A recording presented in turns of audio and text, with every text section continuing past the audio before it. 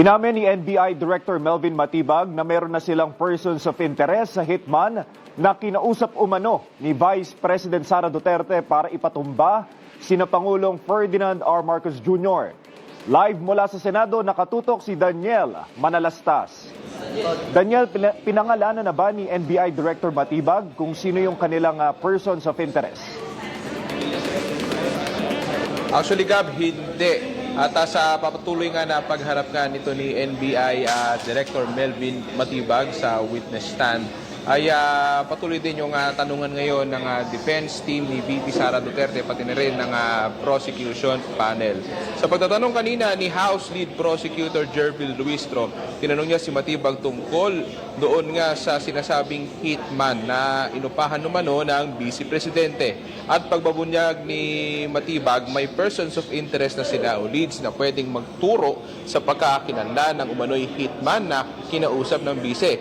O maaari raw isa rin sa persons of interest ang maaaring kinausap mismo ni VP Sara. Subalit tumanggi nga si Matibag na idetalye ang pagkakakilanlan nito.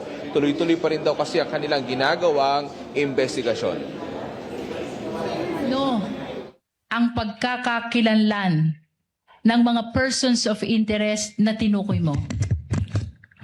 Respectfully, Mr. Presiding Officer, kinalulungkot ko po pero sa aking pong katatayuan bilang NBI Director, hindi ko po maaaring isiwalat ang pagkakakilanlan o pagkatao ng ating mga persons of interest na ito sapagkat gaya ng aking sinabi, this is a continuing and an open investigation po sa nangyari po na pagkontrata sa pagpatay sa ating Pangulo. Maaaring hindi na po kami pagtiwalaan ng aming pong mga pinanggagalingan na source. Pangatlo po, it will violate the right of privacy po ng mga individual na ating natukoy na persons of interest.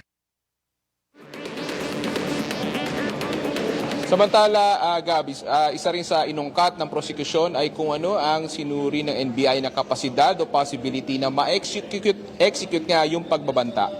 Sabi ni NBI Director Matibag, may malawak na network ang Vice at naging Pangulo ang kanyang ama. Tatatag ng Davao Death Squad at alam naman natin kung ano ang kakayahan ng Death Squad na pumatay ng mga tao through AJK. Ibig sabihin po, pag ati ito ibinilang, kasama po ito sa kapasidad. Samantala, kaugnay nga nangyayari nga impeachment trial ni VP Sara Duterte ay mapalad tayo, makakapanayam natin ngayong hapon si Deputy Speaker Paulo Ortega. Magandang hapon po sa inyo, Kong. Magandang hapon din po sa ating mga listeners.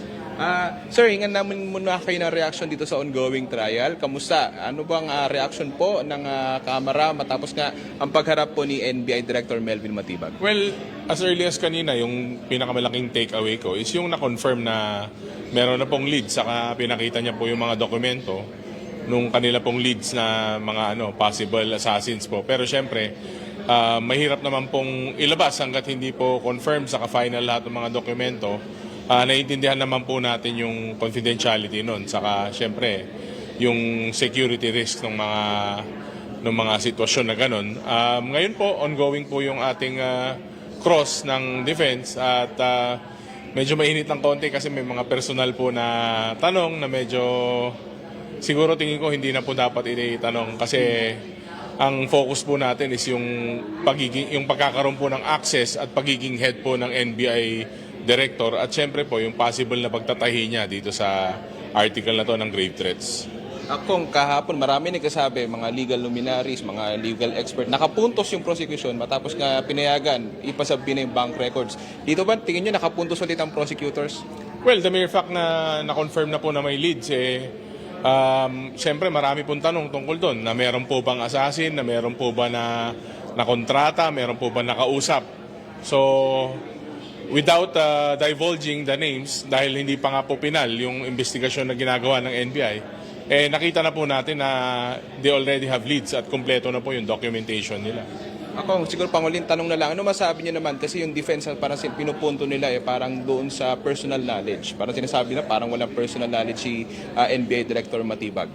Well, may period of time na hindi nga siya nakaupo. Pero ang punto naman po natin dito, bilang the head of the bureau, meron po siyang access sa kahit anong dokumento at pwede niya pong reviewin yun at pwede po nilang imbestigan lahat yun. So, he's the head of the bureau. Siguro sir, panguling mensahe po sa ating mga kababayan dito sa ongoing trial. Again, patuloy po nating panoorin, pakialaman at mag-aral, magsaliksik din po kasi nakikita po natin siguro ang lakas din nitong grave threats na artikulo kasi parang ang hirap po na depensahan nito unless nalilihis ka talaga sa direktang nangyayari. So, patuloy po tayong magsubaybay. Okay. At yan muna, pinakahuling update mula rito sa Senado. Balik sa iyo, Gab. Maraming salamat Daniel Manalastas at Representative Paulo Ortega.